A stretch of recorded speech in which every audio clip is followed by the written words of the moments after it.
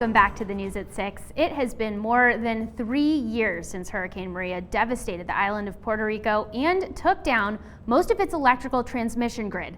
But the Montana company that had the first contract to rebuild that grid is still trying to get paid for more than $100 million of work.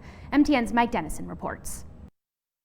You may remember Whitefish Energy, which became the center of a media firestorm when the little-known company was hired by the Puerto Rico Electric Power Authority to help restore the island's power grid in the wake of Hurricane Maria in September 2017.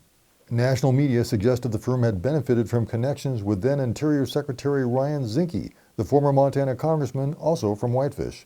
Whitefish Energy CEO Andy Tekmansky says he got the contract fair and square. And this summer, a federal audit confirmed the procurement was legitimate. But the Federal Emergency Management Agency has yet to approve payment that would enable Puerto Rico to pay Whitefish Energy $106 million it's owed for work restoring the grid. They just don't want to be in the news. So essentially, we're still stuck in this political swamp because no one at FEMA wants to do the right thing. They want to just keep pointing fingers at others. FEMA told MTN News last week it's still reviewing documentation and whether Whitefish charged reasonable rates and should be done with that review by the end of the year.